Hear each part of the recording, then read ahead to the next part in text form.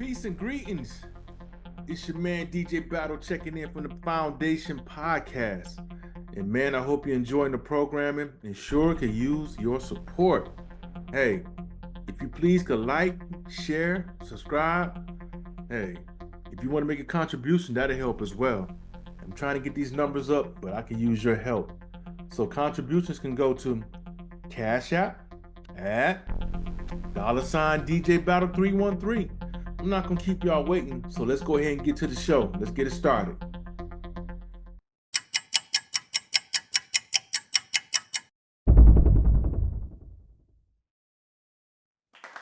Welcome to the Foundation. It is yours truly, the incredible DJ Battle in the building. Hey man, just running this solo show up in here again. But hey, you know how it is, man. We got to get straight to the point. And praying everyone is doing well. Shout out to my boy, Mr. Sample. Hope everyone is doing well. But anyway, you know what time it is. It's disclaimer time. All right, now, you already know the spill, man. Just the king up here to talk about a few subjects that took place in between the last show and the current one. But as usual, man, I don't want no drama, no BS, because it's for entertainment purposes only. Well, look what we have here in this period of time when we talk about some bad decision making, or shall I say poor leadership.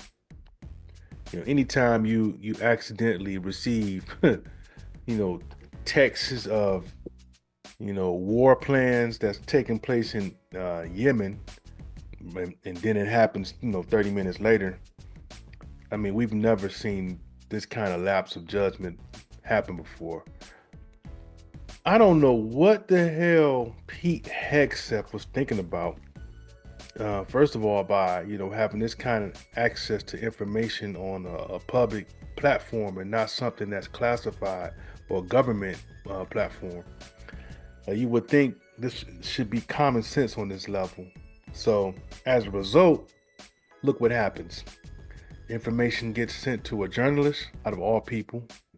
And not only does the journalist have this information, so does our enemies, or folks who are not our allies, because you put this information on a platform that easily can be hacked and accessible. So these are the kind of people that are in positions that are not qualified, right? But remember, the whole big deal was DEI, right? The big joke is DEI is exactly who's running things in the cabinet. You go across the board. It's sad. And I really feel for our soldiers out there who, being put in a reckless situation. Imagine your enemy having your playbook in their hand and they can just can use it at any point. And they admitted that they have the game plan. So I gotta say, man, they've already, been disrespectful to, the soldiers and the folks who serve and put their life on the line on a daily basis. I say get out, man. You got to get out, especially when they call themselves, dividing the soldiers up by race or certain categories. Man, just get out. I understand some folks just put in their time so that they can walk off in the sunset. But with the way things are going, there won't be no sunset. Your sunset is going to be now if you don't get out. So just like I say, I'm really concerned about the direction, our leadership has taken us. But what can you do? And I'm just going to roll through these topics today because it's really sad. Now, this right here, man, I know you guys probably ain't seen this by now. When I go shopping or go out, go eating or whatever, and especially when you're dealing with different cultures, I have no issue with them, speaking in their native tongue or, native language. Because 9 times out of 10, you're gonna think it's just some basic communication or greeting amongst themselves. But but in the back of your mind, every now and then, you the way they look at you, wonder, are they talking about me? And if you don't know the other language, kind of helpless, right? Which was the situation with this. I think this was at a dollar store of some sort, like Dollar General. But anyhow, the cashier was talking smack, And I guess she assumed because her brother was a customer. Some people make the assumption that you only know one language. And this brother, clearly checked her like, hey, be careful what you say. And she, you know how some people play dumb. Oh, I don't know what you're talking about or whatever. So he repeated what she said in Spanish, and she was kind of dumbfounded. Like, oh shit, and of course she was like, why don't record me? And of course he flipped the camera on her. I'm recording you now. I'll record you, but I just want to let you know you got to be careful what you say around people, because you never know what language a person know. So I've seen this kind of situation unfold many times, especially like Chinese restaurants, and they don't expect a brother to know Mandarin, and he shock them that hey, he talk that language back to him, and he's like, they look at him like, oh shit, at that point, you kind of want to distance yourself from doing business or supporting any company that put you through that or make you feel like you're not welcome. Therefore, if you know they're talking smack about you, it's not hard for them to say something in their native tongue to fuck up your plate or put something in it, or it's just a situation that's just a recipe for disaster. I wouldn't trust a situation once, someone shows that they talking shit about me. Now, this could have went south in more ways than one. This could have been the type of brother that just put hands on you. That of course that's never the answer, but you never know what kind of day a person's having, and you don't know what the mental state of a person's in. This might be the tipping point, because they understand that hey, if you doing me like this, you doing everybody look like me like this. So you got to be careful in them situations. And now you see, you don't have to know the language today. You can buy like a earbud that has a translator in it. Remember my boy Max Black, he used to always turn me on back in the day and say, a few years ago, he always had his translator on his phone. So wherever he go, if they talking smack, he can read exactly what they're saying. So I used to say, man, that's genius, And now you have apps and you have, earbuds where you can put in your ear and you can switch the language on them so that when you go amongst certain groups, you can understand what they're saying. So word to the wise to that lady. Anyone else who feel the need that they need to disrespect someone, be careful what you say. Be careful. Because it may not be pretty when a person figure out that you're talking smack about them or being disrespectful. So that's a golden rule, man. You gotta treat people the way you want to be treated. Once you figure it out and once you go through it, just distance yourself from that foolishness because you're gonna end up hurting somebody, putting somebody in the hospital. Now this situation right here, man, I don't know what it is, man. We're starting to see more and more come to the surface of children who have special needs that's being mistreated, whether they're in the spectrum or, treat kids with respect, man. Treat them the way you would want to be treated. The Millsap ISD Superintendent and 2 teachers were arrested. And this video showed, the teachers taunting and making the fun of the little autistic boy, abusing them. And it's just so disheartening to see a kid that being mistreated like that. When they need the most attention. I don't care what spectrum a kid is in, they still at the end of the day need love and need some type of direction, and they need to be dealt with care, just like you would want any other child. Just because they're in the spectrum don't mean you treat them, like they're less than. And they're smart. They know when they're being mistreated. They may not be able to express themselves the way they want to, but that's the point. That's the whole point of being in a place that specializes in dealing with special needs kids. You can get those kids to be functional to the way they can do well in the society. But if you're in a situation where they're just getting abused and mistreated, you're setting them up for failure. You set them up to where they won't never trust anyone. Their quality of life will just never be good. And it makes me angry to see them go through that. When you give them the proper love and attention, You can get them to a point where they can be functional in society and do well for themselves, have a good quality of life. I'm glad that the video did surface so that the teachers can get arrested. The superintendent is on blast for not reporting it. This is not acceptable. It makes me very angry.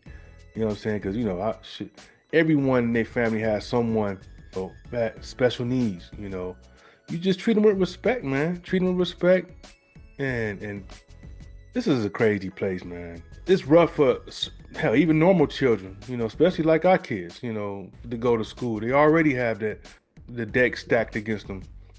If the teachers don't like certain kids, even if they perform well, they may try other methods to break, their confidence, so that almost to set them up so that they don't do well for themselves when they reach school. Now, if you have a parent that's advocating for them, that's good, because a parent that's advocating for them, they're going to let it be known on, how they want their child to be fixed. They're going to let it be known how you're not going to just take advantage of their kid. It may take their kid out of school if they can, but but what if the parents are not involved or not advocating for them? Or if it's just a single parent that's overwhelmed, now that child may slip through the cracks. But shame on those teachers, that whole district, man. It needs to be a complete overhaul, in these type of schools, especially when you're dealing with special needs.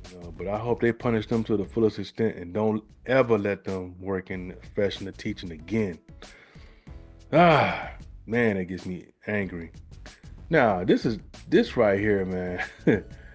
I don't know what to say. Now, this situation right here, man, this story of this middle-aged to elderly white male who's basically on the donor list for a kidney, he has an issue with black physicians, right? So he makes it clear that he doesn't want a black physician operating on him.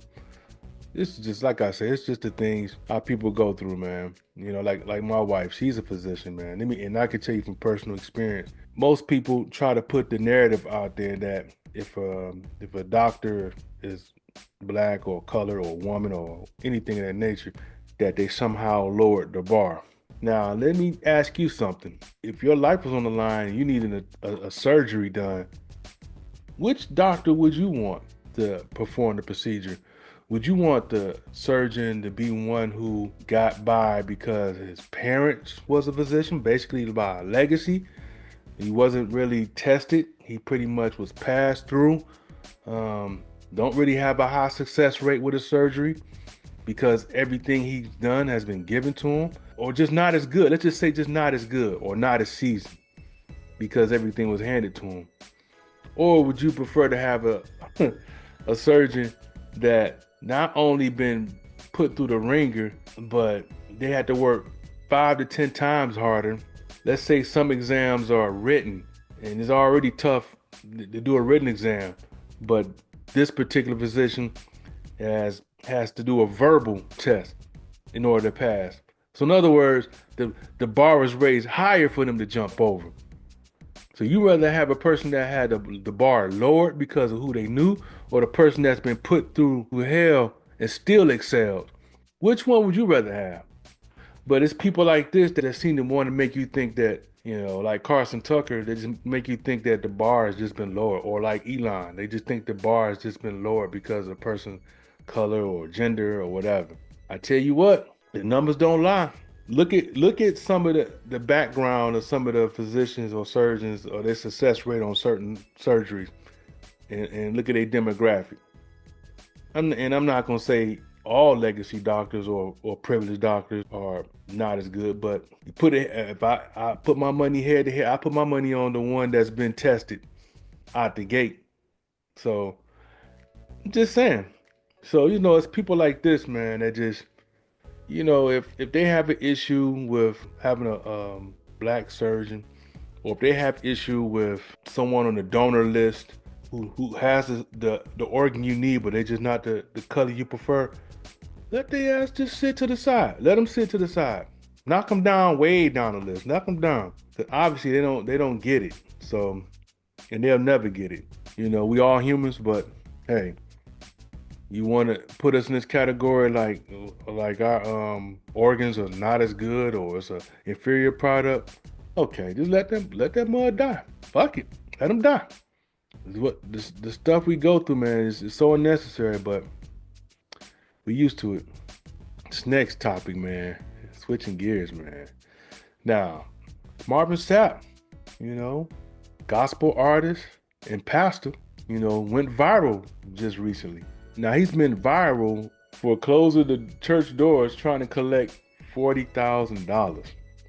Trying to get that, he's trying to sow that big seed.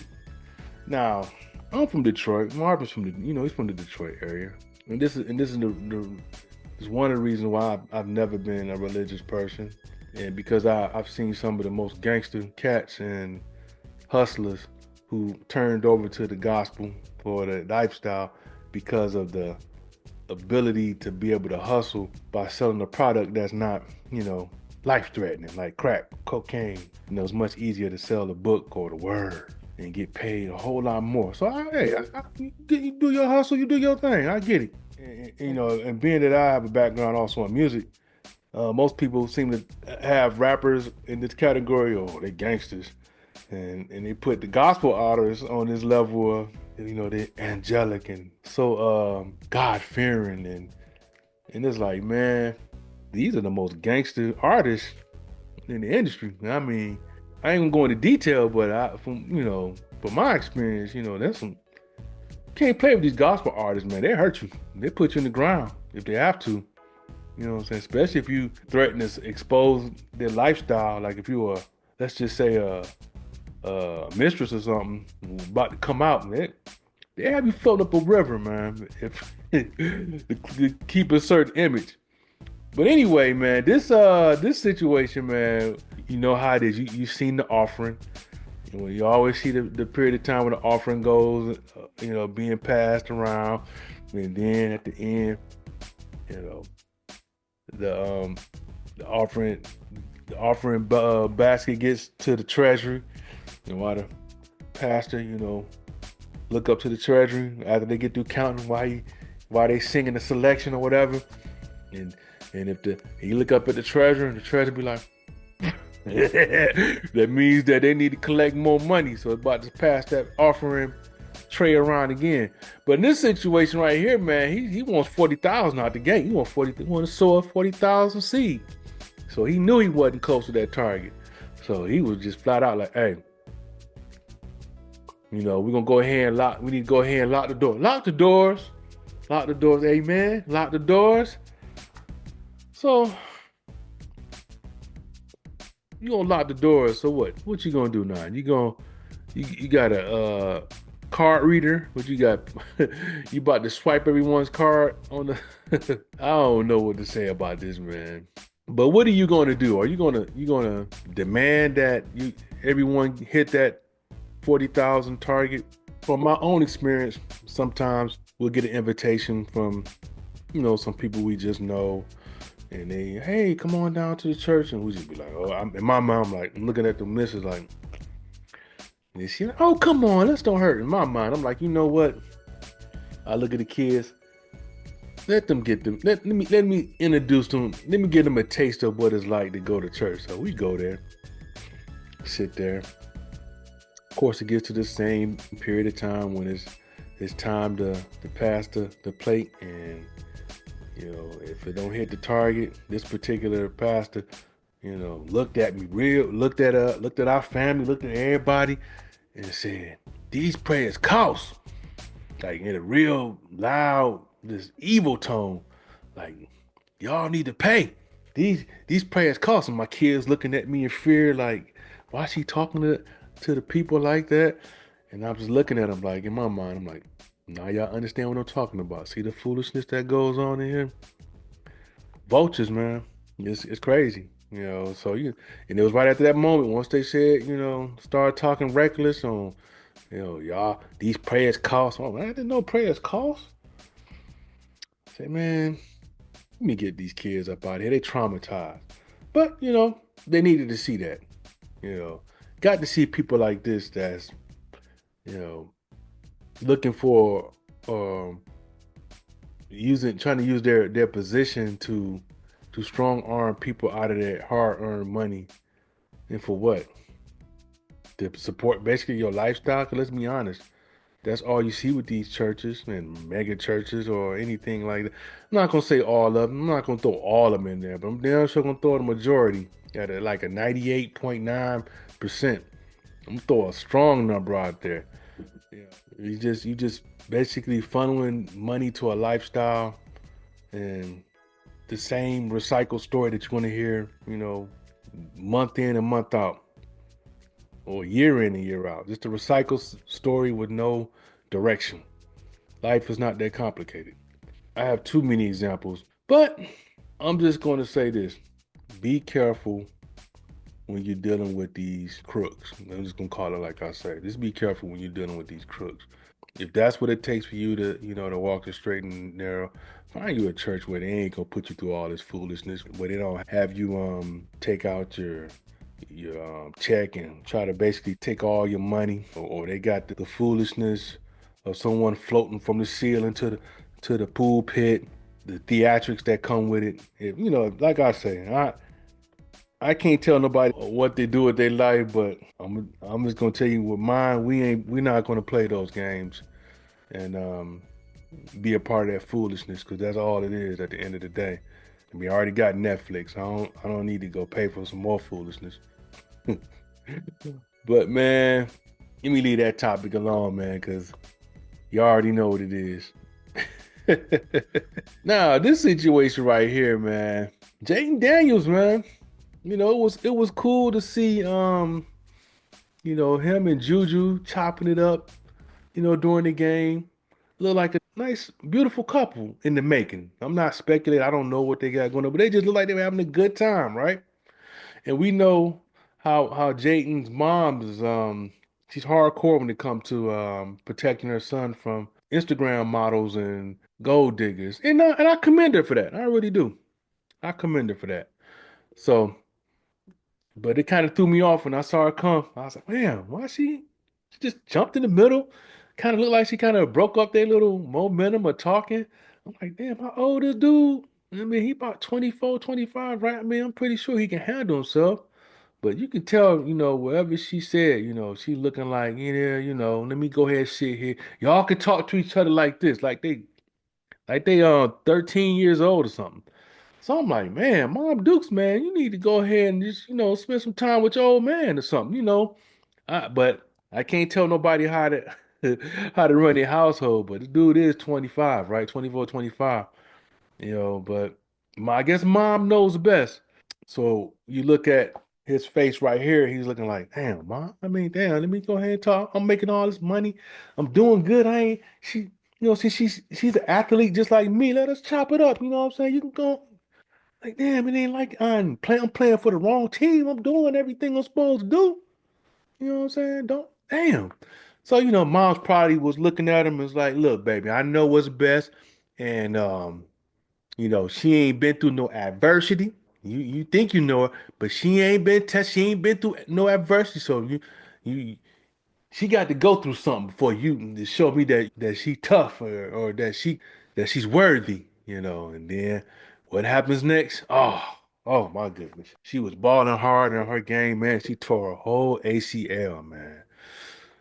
Ah, prayers, man. Got to give prayers out for Juju, man. She always carried herself as a hard worker, just beautiful young lady, and definitely wishing her the best. Seeing her tear her knee just brought back. Anyone who's tore ACL know that feeling when you tear. It's like, and there's nothing you can just shake off and just like a sprained ankle. You gonna scream. You gonna say something. You gonna show that pain. But I just thought it was interesting, y'all. And like I say, that moms is just so aggressive. At what point does it become too much? Um, at what point? This dude, like I said, is a millionaire. For her to be going so hard, it got to be some off. But it's just me. Like I said, it's her. That's her child, and I get it. Especially if you're dealing with these career athlete baby mamas that just getting knocked up by athletes that's their children age. So I get it. I get it. You try to keep him away from the vultures, but I think Juju was a safe bet though. She's like I said, she was a great athlete, getting endorsements. Sky's the limit for her, especially even with this knee injury. So just kind of let them be young adults and chop it up. Just like you and your husband did. I'm pretty sure your mama wasn't sitting in between y'all, or was she? Maybe she's just repeating what she's been through. Maybe his mama was sitting in between her and her husband. Who knows? Anyway, I just thought that was interesting, man. Not gonna keep you guys long and let y'all get on with y'all day. And definitely share with your folks. Keep rocking with me. Support. The Cash App. And one more thing. They say that we're having another march. April 5th. There's supposed to be another march. So you already know what time it is. Don't go. Don't do it. Don't fall for the BS. Just stay safe. So yeah, keep supporting, share, like the whole nine, and I'll see you guys next week. But yeah, I appreciate y'all.